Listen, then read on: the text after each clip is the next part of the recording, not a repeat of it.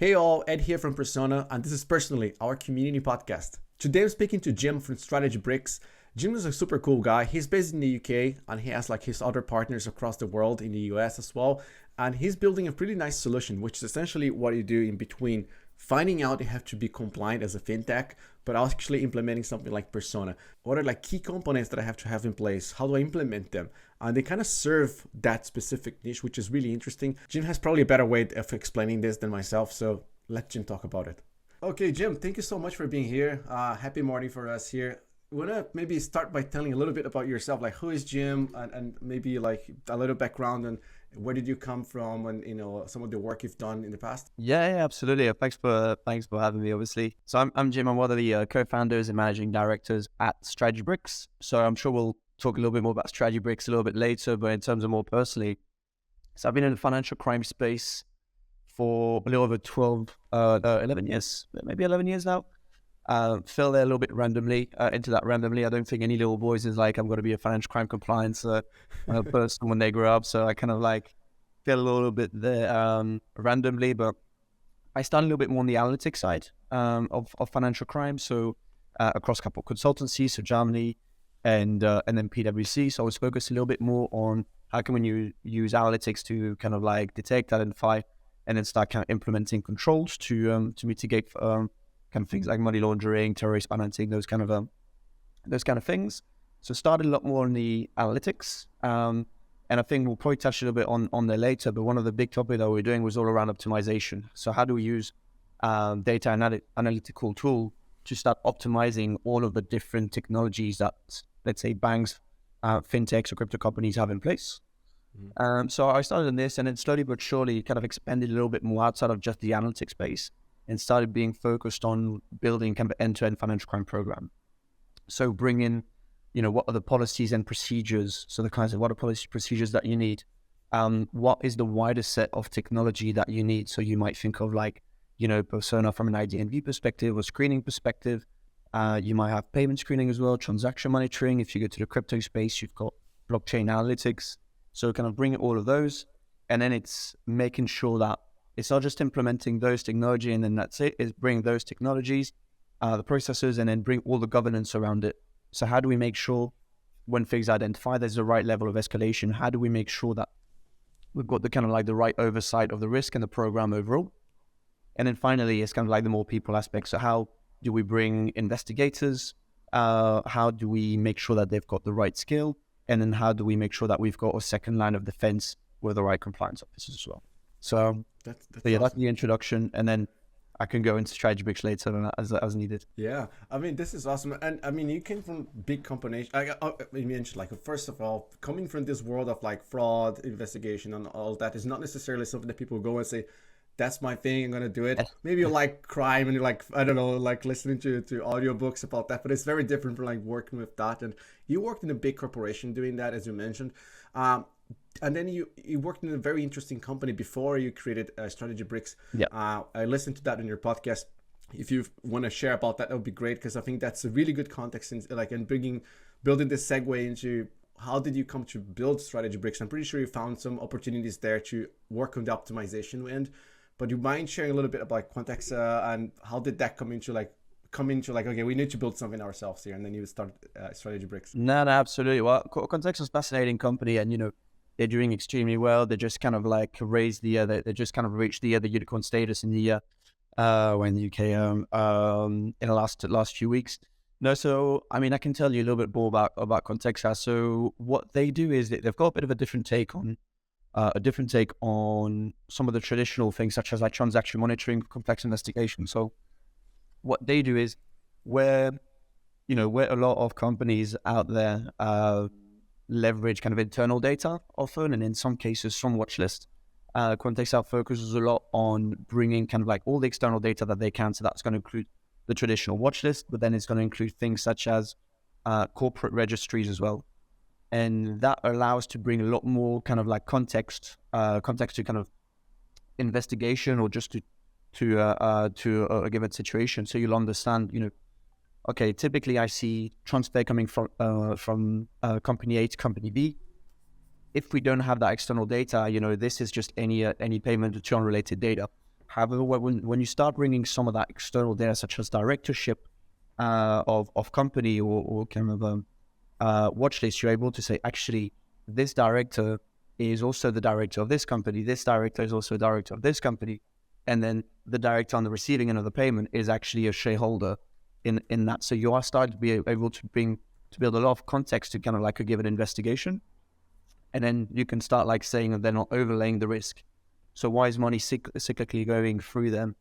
Actually, this individual, the shareholder, is a sanctioned entity, and it looks like it's a shell company. So it's a very interesting new take on how to go about doing transaction monitoring and investigation. That's amazing, man. And you know what's great about this? I mean, not trying to brag here and didn't want to get the free ad spot, but why not? This is, I think when we released a graph at Persona, it feels like it kind of solves this, but it kind of adds to the existing, solutions that we have in place. And this is great. But now, I mean, you've been doing this, you're working for different companies. At some point, you were like, there's something in it. There's a bigger problem that I need to solve, and they're not solving. And maybe that's what was maybe the spark for StrategyBRIX. But I'd love to hear your perspective on this. What made you decide to do your thing, line up with Jazz and build that? Like, what was that? Yeah, no, absolutely. So I think there's always been a bit of a journey from kind of like responsibility to accountability, without thinking too much on the subject matter. Kind of like it's thinking of, I going through my career, I was like, I've got a lot of responsibility. Like I'm doing well. This is good. And then realizing that there's always a safety net, right? There's always someone that's going to review what you prepare. There's always someone that tells you the angle. And slowly but surely, I started feeling sometimes I had a little bit of a different angle that I wanted to explore, and something I wasn't always able to do. And I think, as I moved to kind of like Quantexa, as I moved to kind of like build StrategyBRIX with Jazz and John, I realized that, this was the perfect segue into this, to kind of like bring our own vision of how we go about doing things, and then making sure that we also kind of like get the opportunity to people joining the team, so that, it's not just about us, our way of thinking, but how can people in the team actually start being accountable themselves, as opposed to us just telling them exactly what needs to happen. So I think it was just a little bit that journey, responsibility to accountability. And then ultimately, I think we just saw like a really good opportunity in the market with FinTechs and some of the crypto companies or digital banks. So we came in and put a lot of focus in that space. And I think what we saw is there was a lot. So as I'm sure it's kind of like an interesting area, because there's a lot of gray areas when it comes to regulatory status, and when it comes to what kind of compliance function they need to implement or program. What we kind of like realized is a lot of some of those fintechs at all stages were kind of like implementing program, or told to implement program by legal firms or consultancies. And what was implemented was kind of more of a very complex and more aligned to kind of like a larger bank's program, rather than very much focusing on the level of maturity, the level of risk, and the regulatory status of those entities. So to kind of give you an example, where we saw that big opportunity as well is, at the moment, I mean, we will have competitors, right? But it's still a small landscape. But if a fintech wants to go, so we've got two different segments. We've got a much larger segment, but I'll focus just on the earlier stage companies here. So what we realized is those fintechs, earlier stage fintechs, when coming in, they've got a vision, they've got a product that they want to bring to market. And I don't think many of them understand how painful compliance is going to be, and how big of a barrier is going to be. So they're in a position where they just want to go for it, and then they hit that barrier. So maybe like a banking partner might say, you need to go and implement a program, and they're like, okay, this is where the trouble begins. So they're going, okay, I'm going to see legal firm or compliance consultancy. I'm going, okay, I need policies, I need program. So then there's going to be kind of like copy-paste policies, procedures. Okay, the kind of like fintech runs back around to the banking partner. They say, okay, this is my program. And then you're in a situation where the bank partner is like, okay, that's beautiful. You've got great documents, but now you actually need to go and implement everything that's on there. And this is where the program starts to be painful. So they reach back out to those people, firms or consultancy, and then they're like, well, no, we don't really know technology. You're going to have to go like through tech vendors or stuff like that. And then they go to tech vendors. They don't know what's a good what good pricing looks like. They don't know, is this far too much for what I'm doing? And that ties back to kind of like the buy versus build to start with. Do I need all of this yet? Do I need all of this right now? And then okay, now I need a compliance officer to bring in, or I need an investigator. And then all of a sudden, they start spending 50% of their time on compliance rather than focusing on the business. And I think this is where, our initial position was very much coming in is they actually, got a tech background. We've done all those roles. So let's come in and let's do everything. So we're basically trying to take as much as possible the compliance pain away from these companies. So we come in, we do the policy and procedures aligned to the maturity, etc. We're going to work with technologies to kind of like get those technologies implemented and calibrate them accordingly. And then we are going to be kind of acting as a bit of a fractional CCO and investigations kind of like team. So we kind of manage the compliance function for you until you're ready to do so. And that's a lot what we do, kind of early stage. And then the larger stages, the larger companies, is typically a lot around how can we improve operational efficiency? How can we improve technology efficiency, or a little bit more, for example, around like technology roadmap? How do we go from doing something which is satisfying to very much kind of implementing the right thing for what we're doing and where we're going? It's awesome, man. And this is so important because you mentioned like the cases of early stage of fintechs. We see that a lot of like companies coming to us to implement persona, but they have no idea what to do. They're like, I think I need this because I have to be compliant. But then there's all of the work that you mentioned, and this is great because it's like a perfect match, right? You're building your business, as you said, you're busy building the actual product and the actual solution. This compliance, gets on your way because it's hard. It's not as straightforward. A lot of ambiguity, especially if you're dealing with multiple countries and whatnot. And then you get people like you to go there. I've been doing that. You know how to deliver on, like, help them and play that role that they need of like compliance as like CSO, and then getting the implementation solution, which is the tech stack as well, which is great. I mean, this is amazing. Perfect match. I love that. Yeah, I think this absolutely. is great. This is so cool, man. Yeah. And who comes usually to you? Is it like the founder? Is it like someone in the product team who would come like, I need this, and dealing directly with you? Yeah. I mean, again, we've got the two very different types of segments. I think the first segment, if we talk about those very early stage, very typically is going to be kind of like a CEO or one of the founders coming over to us. They don't have like a big team yet. So I think, they are the ones that are on the spot for fixing compliance. So I think from those early stage business, it's going to be a lot around like the founders or CEOs or CTOs in some instances. And then the kind of like the bigger we go, the more compliance focused those are companies are. So it might be kind of like risk in a slightly bigger one. And then it might be like compliance in a slightly bigger one. And then you might have like the global head of financial crime when you go to the large area. So the bigger, the more specialized the team becomes, obviously. Gotcha. And do you do that globally? Is it specific countries that you guys are focusing on? So no, we work globally. So we've got kind of companies across. We've got companies in India, we've got companies in South America, we've got companies in the US, in Europe. So we kind of cover all different jurisdictions. So yeah, I think there's an interesting area in terms of we kind of like help. So when I mention like in South America or when I mention India, we help those companies that want to develop in the US. In many cases, will develop in Europe. So we help them navigate in sometimes where they were not maybe as regulated environment to an area which is a lot more kind of like regulated. And if those type of companies are not regulated, where the banking partner expectations are a lot higher than in some of those other countries. So we help navigate all of this. That's awesome, man. That's great. I'm going to sync you with a couple of people in the community because I'm pretty sure they'll need your help. So, absolutely.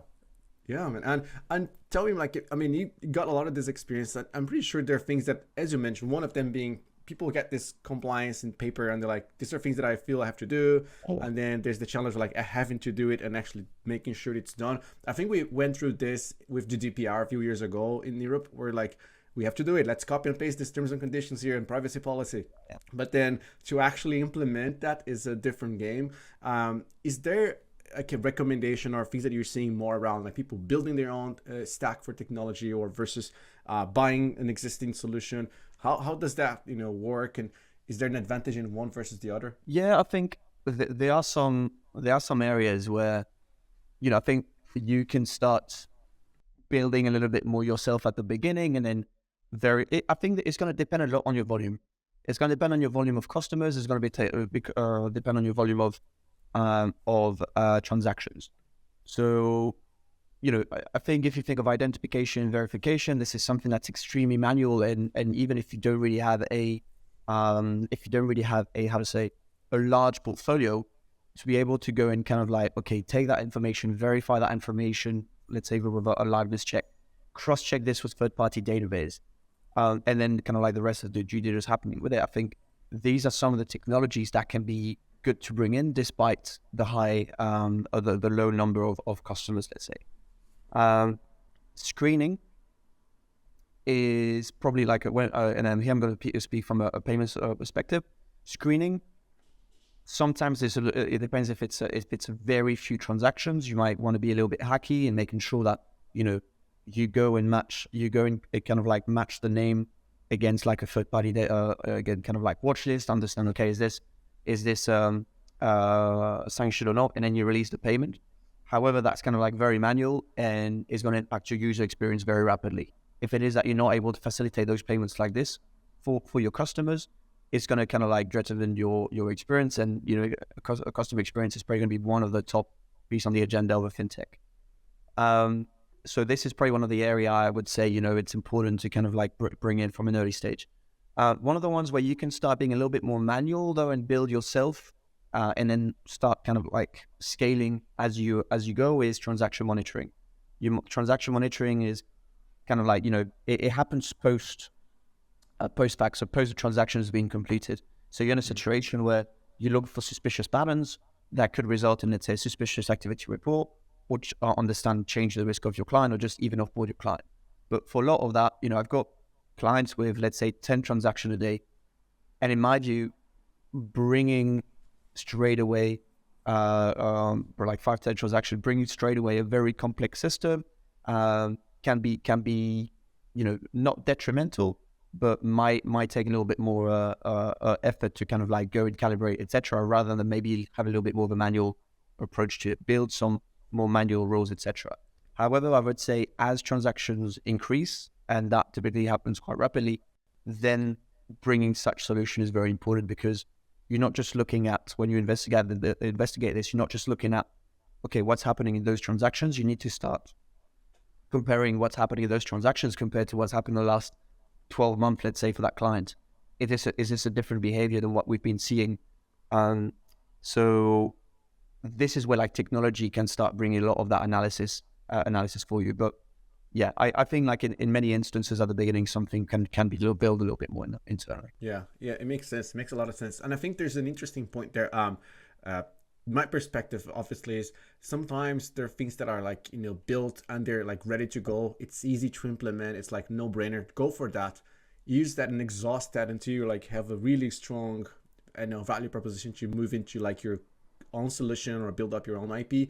Yep. Certain things don't need to be your own IP, right? I mean, the example of like not to brag about it, but if you're going to do like, identity verification, KYC, what's the point in trying to build your solution? Like you can get Persona. If you're a startup company, a startup can use it for free for up to 500 verifications. So that's, to me, it's like a no-brainer, right? I mean, why not? And then to your point, if you move on, like, and you start to have like more integrations, it can still like use Persona because it's like highly scalable and it's super configurable. But then you can integrate with different systems that will pull different sorts of information, integrate with your own internal systems. Maybe you have like a solution that you have in-house that, maybe adds additional layers of information for the customers. Like, I don't know, if you're like you have like in health tech and you have information about patients or doctors that you have to plug in, all of that stuff. I think that's when it starts to get interesting. And I love the fact that, you have to think about this as well.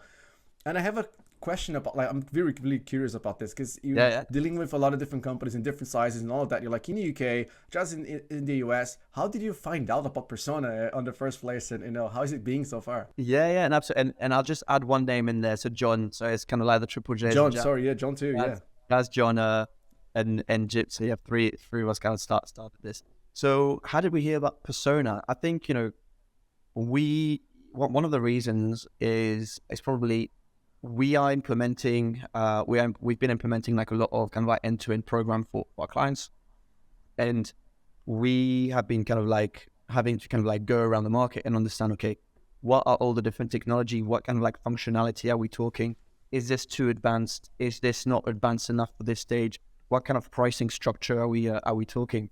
And obviously Persona is one that has been that's been kind of like on I don't know, how long have you guys been in the market for now? Four-ish years. I've started hearing a lot more about you in the last year and a half. But no, I think there was a name that kept on coming up. There was a name that we were seeing at some of the clients that had already kind of like looked at ID&V.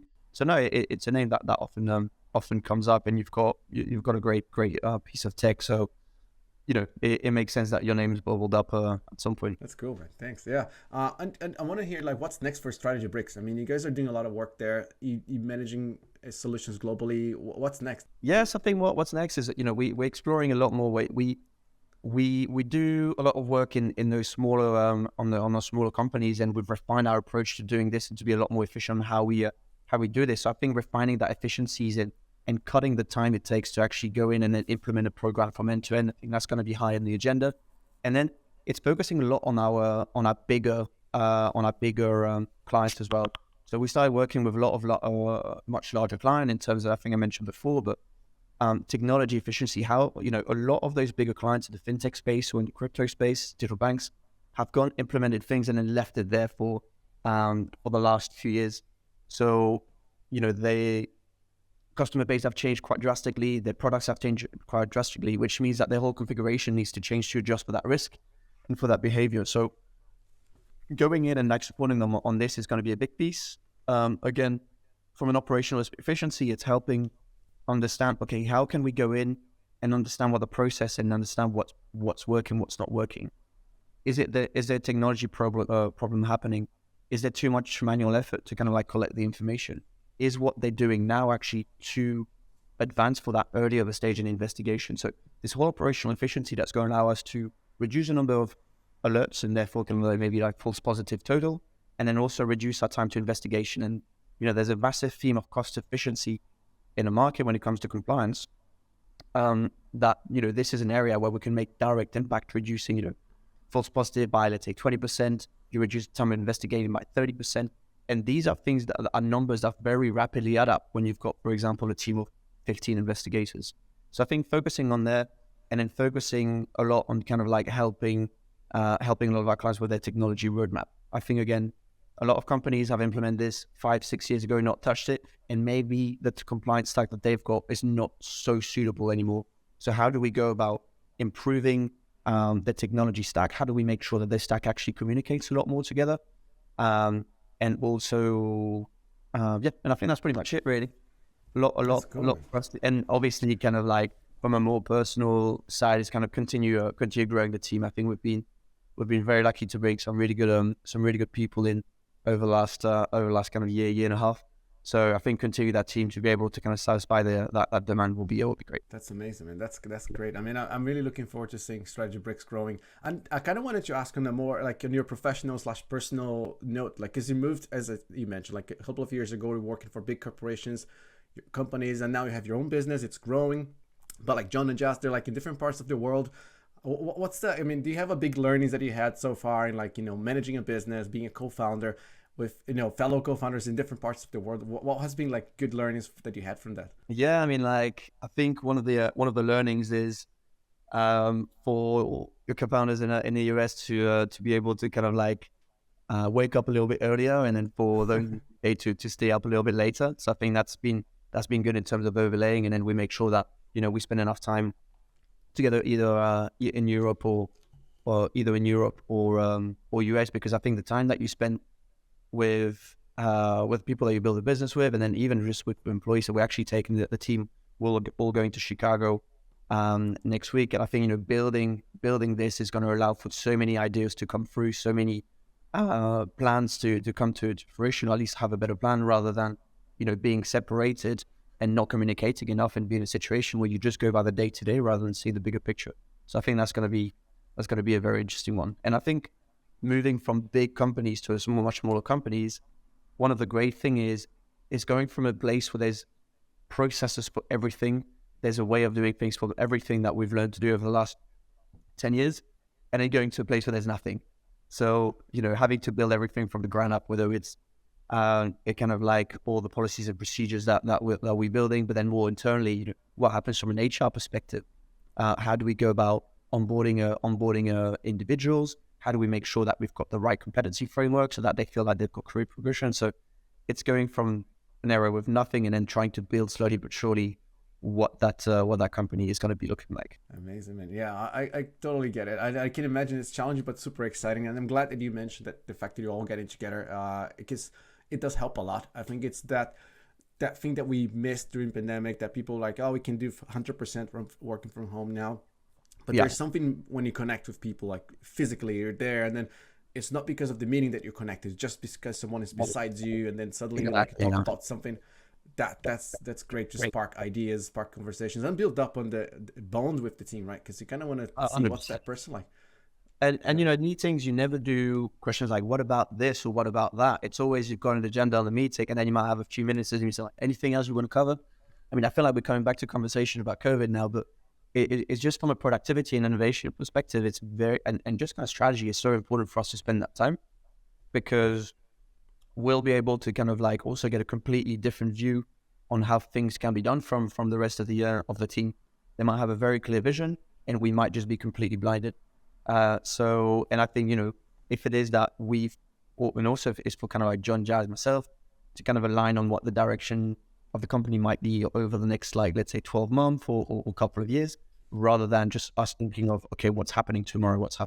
That's awesome, man. That's great. It's really good. I learned a lot, actually. Really, really nice. Thanks. And where can people find you? I mean, if people I want to learn more about Jim, about, StrategyBRIX, is there like a best channel to use? Yeah. I was like, YouTube, and I just forget to like and subscribe, like click that button.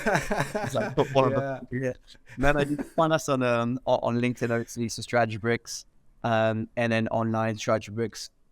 www.strategybrics.com. So absolutely come over there. If anyone's got any kind of question and they want to have a chat, then obviously reach out just either through the website or on LinkedIn for the page, or just on my personal LinkedIn. That's awesome. Yeah, I'll make sure to link like everything here below in the description as well, so people can just go through. You don't have to memorize the URL. That's great. Yeah. Awesome. Thanks so much. Thanks a lot for having me as well. Looking forward to interact more. Thanks, man. Yeah. Like, have a good day. Thanks, everyone. Hope you liked this episode, and you can join us on withpersona.com/community. Make sure you join us. We got pretty cool stuff going on there. We have product teams available for you. If you have questions, we can do demos. We can answer questions that you have. You can connect with people like Jim and other fellow community members. And it's pretty cool. I mean, we're going to build a lot of really good, interesting stuff there. So looking forward to seeing you there.